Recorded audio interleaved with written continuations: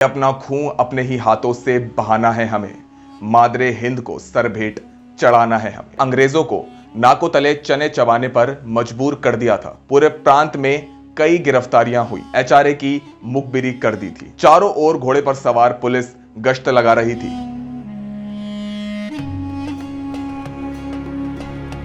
नमस्कार, मैं हूं आपके साथ मिहिर जैन और आज मेरे साथ है उमर अंसारी।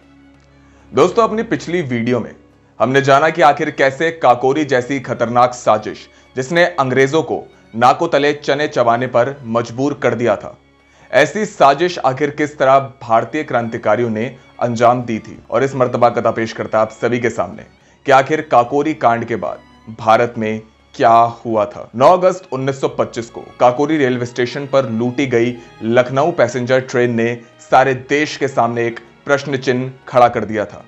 इस डकैती से सारे प्रांत में एक हलचल सी मच गई थी। प्रांत की पुलिस बड़ी सरगर्मी से मामले की खोज में लगी।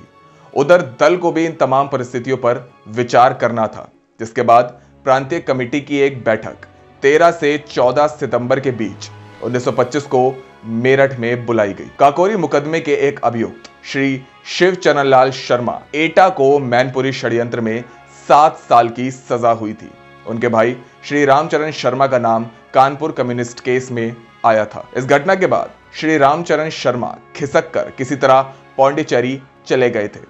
तकरीबन 1.5 महीने के बाद 26 सितंबर 1925 को पूरे प्रांत में कई गिरफ्तारियां हुई। उस समय शाहजहांपुर से पंडित राम प्रसाद बिस्मिल समेत बनारसी लाल कोकाश, श्री हर गोविंद, श्री प्रेम कृष्ण खन्ना, इंदु भूषण मित्रा, श्री मदन लाल और श्री रोशन सिंह जी को गिरफ्तार किया गया था। बनारस से सुरेश चंद्र भट्टाचार्य, श्री दामोदर स्वरूप सेठ और श्री रामनाथ पांडे, श्री मनमथनाथ गुप्त और श्री डी भट्टाचार्य को इंद्र कुमार सिंह के साथ गिरफ्तार किया गया। लखनऊ से श्री शचीन्द्र नाथ विश्वास, श्री गोविंद चरण कर और कानपुर से श्री वीरभद्र तिवारी और राम दुलारे त्रिवेदी गिरफ्तार हुए। उस समय श्री राजेंद्र नाथ लाहिड़ी 26 तारीख को हाथ नहीं लगे थे। वे बंगाल में दक्षिणेश्वर में पकड़े गए और वहां से बम केस में सजा देकर उन्हें यहां लाया गया। श्री अशफाक उल्ला खान और श्री शचीन्द्र नाथ बख्शी फरारी की हालत में पकड़कर लाए गए और श्री चंद्रशेखर आजाद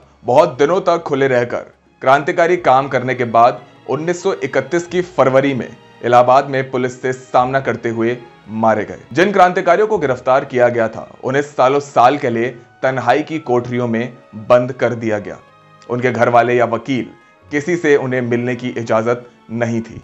खुफिया पुलिस वाले जा जाकर उन्हें फांसी और लंबी सजाओं के नाम से डराया करते थे। ऐसी स्थिति में पुलिस कुछ कमजोर नौजवानों के डर का फायदा उठाकर मुखबिर बनाने की कोशिश किया करती थी। दोस्तों, इसी डर के कारण क्रांतिकारियों में इंदु भूषण और बनारसी लाल ने पुलिस के सामने एचआरए की मुखबिरी कर दी थी। जहां एक और क्रांतिकारियों में कुछ नमक हराम नौजवान थे, तो वही कई बुद्धिजीवियों ने क्रांतिकारियों के मुकदमे में अपनी दिलचस्पी भी दिखाई थी, जिनमें श्री जवाहरलाल नेहरू, श्री गणेश शंकर विद्यार्थी और चौधरी खलीकुज्जमा शामिल थे। 4 जनवरी 1926 से मुकदमा शुरू हुआ। मुकदमे के लिए एक स्पेशल मजिस्ट्रेट सैयद ऐनुद्दीन साहब को नियुक्त किया गया था। काकोरी के अभियुक्तों पर दफा 121A यानी सरकार के खिलाफ लड़ाई छेड़ने की तैयारी, 120B यानी अराजनैतिक साजिश और 396 डकैती कत्ल के साथ करने का जुर्म लगाया गया। 6 अप्रैल 1927 को क्रांतिकारियों के मुकदमे का फैसला लखनऊ रिंग थिएटर में किया गया था। उस दिन अदालत में खास तौर से पुलिस का प्रबंध था। चारों ओर घोड़े पर सवार पुलिस गश्त लगा रही थी। तमाम क्रांतिकारियों ने उस दिन साथ बैठकर एक ही थाली में भोजन किया था। जेल में फांसी की कोठरियां धुलवाकर साफ की जा रही थी। खाना खाते समय हर एक क्रांतिकारी एक दूसरे को खिला रहा था और प्यार भरी आंखों से एक दूसरे की ओर देख रहा था। जेल अधिकारी भी यह दृश्य देख भावुक हो उठे। अपनी बैरक से बाहर निकलते ही पंडित राम प्रसाद बिस्मिल ने वंदे मातरम का नारा लगाया और गाना शुरू किया कि अपना खून अपने ही हाथों से बहाना है हमें, मादरे हिंद को सर भेंट चढ़ाना है हमें। काकोरी अभियुक्त राम दुलारे त्रिवेदी ने अपनी किताब काकोरी के दिल जले में लिखा है कि हम लोगों ने रिंग थिएटर हॉल के अंदर कदम रखा। भारतीय प्रजातंत्र की जय, भारत माता की जय, वंदे मातरम के नारों से हॉल गूंज उठा। हम लोग सब शांति के साथ जाकर कटघरे में खड़े हो गए। चारों ओर सन्नाटा था। हॉल में एक कर्कश गंभीरता छाई हुई थी। सभी लोग कुछ निस्तब्ध, कुछ अनमने और कुछ बेकरार पर शांत से खड़े थे। काकोरी के तमाम अभियुक्तों पर धारा 121A, 120B और धारा 396 लगाई गई थी, जिसमें श्री राम प्रसाद बिस्मिल, श्री राजेंद्र लाहड़ी और श्री रोशन सिंह को पहली 2 धाराओं के अनुसार आजन्म कालापानी और अंतिम धारा में सजाए मौत का हुक्म दिया गया। श्री मनमथ नाथ गुप्त को तीनों धाराओं में 14-14 वर्ष, श्री सचिंद्र नाथ सान्याल को पहली 2 धाराओं में आजन्म कालापानी, श्री गोविंद चरण कर, श्री मुकुंदलाल गुप्त, श्री राजकुमार सिन्हा और श्री रामकृष्ण खत्री को तीनों धाराओं के अंतर्गत 10-10 साल की सजा हुई। श्री सुरेश चंद्र भट्टाचार्य और विष्णु सरन दुबलिश को पहली 2 धाराओं के अनुसार 7-7 वर्ष की सजा हुई। सर्वश्री भूपेंद्र नाथ सान्याल, प्रेम कृष्ण खन्ना, राम दुलारी त्रिवेदी, रामनाथ पांडे और प्रणवेश चटर्जी को 5-5 सालों की सजा दी गई। मुखबिर बनारसी लाल और इंदु भूषण अपने साथियों के साथ विश्वासघात करके 4 को फांसी और बाकियों को लंबी सजा दिला पाने के कारण इनाम स्वरूप रिहा कर दिए गए। फैसला सुनने के बाद सभी क्रांतिकारियों ने भारत माता की जय का नारा ऊंचा किया।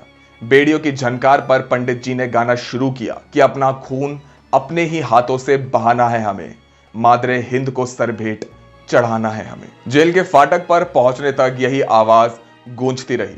इस सब के बाद आजादी के वे तमाम परवाने या तो हंसते हुए फांसी के तख्ते पर झूल गए या फिर सालों साल के लिए अंधकार से भरी काल कोठरियों में चले गए। इसी तरह काकोरी कांड से जुड़े उन तमाम क्रांतिकारियों की विचारधारा और वतन परस्ती ने जन्म दिया भगत सिंह की नाम की एक चिंगारी को। दोस्तों, भारतीय क्रांतिकारियों की इस कहानी पर आपकी क्या राय है, हमें कमेंट करके जरूर बताएं। दोस्तों, वीडियो पसंद आई हो तो वीडियो को लाइक करें, शेयर करें, सब्सक्राइब करें और साथ ही बेल आइकन को भी जरूर दबाएं ताकि आपको हमारे तमाम वीडियोस के नोटिफिकेशंस सबसे पहले मिल सके। उमर अंसारी के साथ मिहिर जैन, कथा।